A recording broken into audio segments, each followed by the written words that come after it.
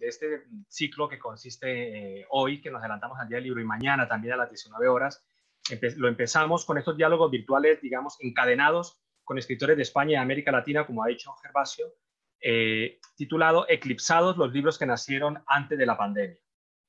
No tuvieron el recorrido que merecen, como el tuyo, Salvar el Fuego.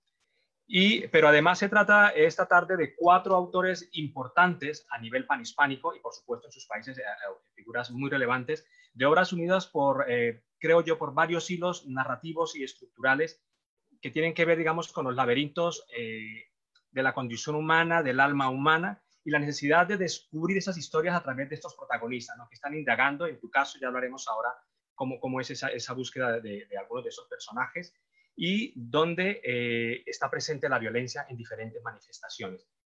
Y un aspecto fundamental que coincide en estos, el amor. Es decir, el amor en las diferentes gamas y en los diferentes niveles de brío. Y vamos a empezar con el tuyo, Guillermo, con Salvar el Fuego. Cuando yo empecé como novelista, yo tengo 4 libros publicados, un libro de cuentos y 3 novelas, mucho antes de empezar cualquier película. Entonces yo traigo ya un espíritu de novelista que traté de imbuir en el cine. Cuando escribí Amores Perros, yo dije, trataré, no sé si lo logré, pero trataré de hacer una estructura en cine como fue El Sonido de la Furia de Faulkner. Entonces sí he llevado estructuras novelísticas al cine y no a la inversa. Yo no estoy influenciado por el cine mientras escribo un libro, y mucho menos estoy pensando que se vaya a adaptar al cine la novela que estoy escribiendo. Yo cuando escribo una novela lo escribo lo más literario y lo más novela posible. Sí. Has mencionado a Faulkner con El Ruido y la Furia, y a su vez ahí va implícito nuestro amigo Shakespeare. Y esta novela en especial, Guillermo, he apuntado, es puro nervio. Es decir, los personajes, unos más que otros, pero todos, hay una furia, en el mejor sentido lo digo, por la vida, por sentir la vida de verdad, por paladearla de verdad, ¿no? Son personas que todo lo viven con mucha intensidad, y las relaciones afectivas, amorosas y sexuales en ebullición completamente, ¿no? Pues sí, porque a mí la verdad es el tipo de personajes, y por supuesto el tipo de personas que me interesan son aquellas que tienen intensidad, aquellas que son capaces de ir al extremo, aquellas que tienen una completa furia de vivir, como lo mencionas, que quieren aprovechar hasta el último segundo del tiempo que les es otorgado en esta vida, porque no podemos dar por sentado que la vida es eterna. Tenemos que saber que la vida se acaba y que la muerte está constantemente. Siempre he dicho que esto no es calvicie, es una lengüetada de la muerte para recordarme que ahí viene por mí, ¿no? Y si tenemos esta urgencia de vida, entonces vamos a tratar de sacar el mayor jugo posible. Es la novela, pero está estructurada de tal manera que son relatos que pueden ser leídos quizás de manera autónoma, pero indiscutiblemente van eslabonados o encadenados unos tras otros, ¿no? Claro, son capítulos de emociones, son capítulos de momentos en los que verbalizamos nuestra vida. Los personajes pueden verbalizar la vida, entender el instante de la vida, que eso me interesa mucho porque vengo del mundo de la poesía, y sublimar las emociones construye nuestro relato existencial. Entonces está lleno de momentos donde se subliman las emociones, a veces por factores internos, de perspectiva, de llegar a una conclusión, de darse cuenta de lo que es nuestra vida, y a otras veces por factores externos. Hay tornados, tratamos de explicar el mundo, hay sufrimiento, hay momentos de responsabilidad, de sentido de la responsabilidad. Hay un personaje de Irene que de pronto es la que se tiene que hacer cargo del fallecimiento de un miembro de la familia que nadie aprecia, pero ese sentido de la bondad, de la responsabilidad, que la bondad tiene muchas caras, y que también me interesa mucho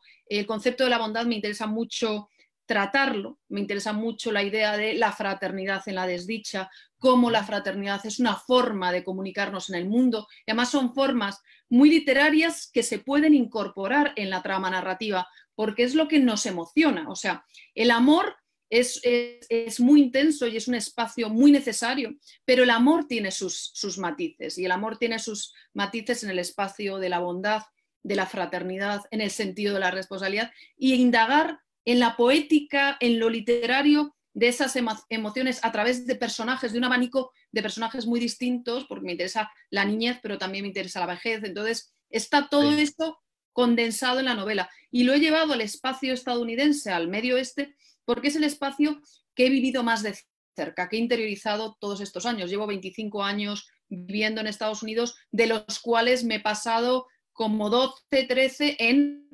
viviendo el Medio Oeste, viviendo los tornados, viviendo las circunstancias súbitas, que la vida en unos instantes se transforma, cambia de la forma más inesperada. Entonces, eso, al interiorizarlo, lo he querido transformar en una novela donde todos los personajes respiren. Vida es un murmullo de voces que nos rodean. La vida no somos nosotros solos, aunque tengamos esa sensación de soledad. Es ese murmullo de voces que le da sentido, ¿no? Entonces he querido reproducir eso.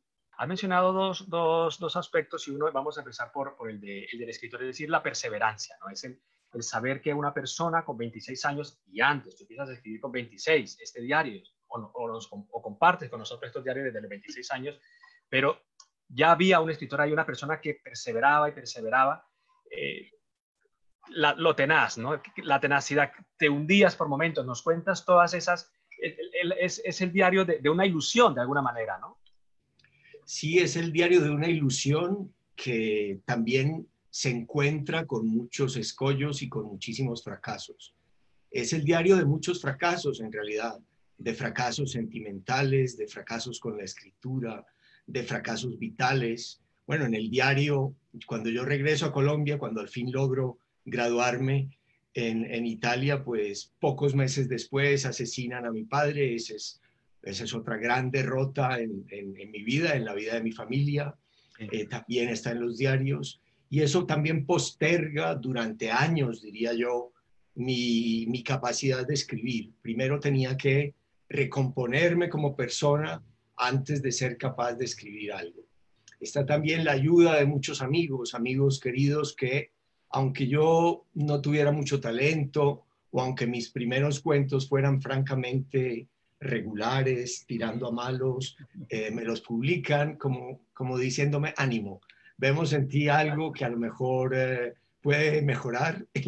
Y bueno, entonces yo no lo sabía en ese momento, pero está lleno de agradecimiento este diario por los que creyeron en mí sin tener motivos suficientes para creer en mí. Sí. Hay un momento fechado el 24 de septiembre de 1993 que tú dices, escribes, si yo pudiera saber cuál es el argumento de mi vida. Lo dice en aquel momento un muchacho de 30 y pocos años. Ahora, ¿qué nos podrías decir? ¿Cuál ha sido el argumento de tu vida? Bueno, tal vez hay que volver a Gil de Viedma. ¿Te acuerdas de ese poema bellísimo de Gil de Viedma? Que es No volveré a ser joven, y que la vida iba en serio. Uno lo viene a comprender más tarde. Como todos los jóvenes, yo vine a llevarme el mundo por delante, dejar huella quería y marcharme entre aplausos. Envejecer, morir eran tan solo las dimensiones del teatro. Pero ha pasado el tiempo y la verdad desagradable asoma. Envejecer, morir, es el único argumento de la obra. Ese es el argumento de la obra. Envejecer y morir, Winston. Bueno, no, pero sabes, haber tenido hijos es una escena, si esta vida es una representación y una obra, haber tenido a mis hijos ha sido una parte de la obra muy satisfactoria. Realmente, si yo estoy orgulloso de algo, es de los hijos que tengo.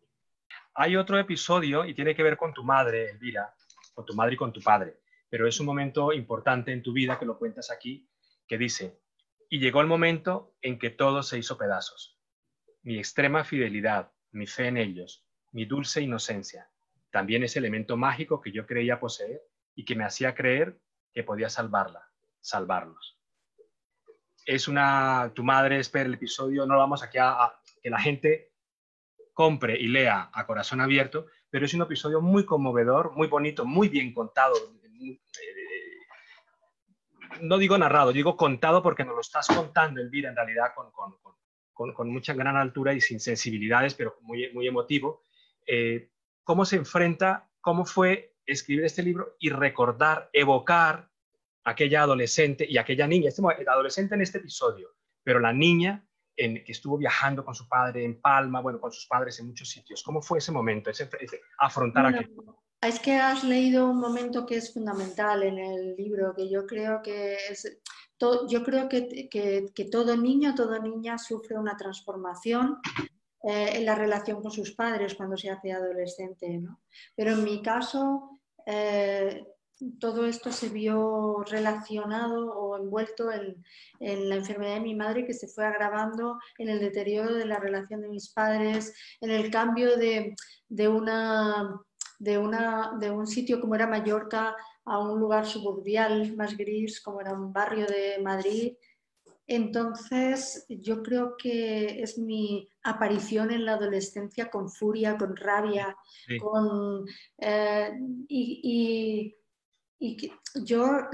Tú sabes que el libro está narrado con las distintas voces de mi vida, y en ese momento está narrado con mi voz adolescente, y mi voz adolescente estaba absolutamente enfadada, estaba enfadada con ellos, es como si me hubieran traicionado, ¿no? Y yo no quería edulcorar ese momento, yo quería contar verdaderamente lo que significó para mí todo este conjunto de situaciones que constituyeron un gran derrumbe, ¿no? Y como fue tan esencial para mí era muy importante que lo leyeran, primero que el lector lo entienda, saber expresarlo yo, y luego que lo iban a leer mis hermanos y querían que reconocieran, o sea, la verdad no está en que cuentes de una manera prolija ni de una manera exacta los hechos. La verdad está en algo más profundo, porque hay muchas cosas que yo las he narrado de una forma muy literaria en el libro, pero quería que sonara a verdad, como, no sé, como cuando decía, no sé quién decía, no sé si era Umbral, que decía, yo no quiero contar cómo es una manzana, quiero enseñar la manzana, ¿no? Pues eso es lo que yo quería, quería que el lector, a través de mi voz, unas veces soy niña, otras veces soy adolescente, a través de mi voz estuviera conmigo presenciando todas las cosas, los lugares en los que estuve y las situaciones a las que tuve que enfrentarme.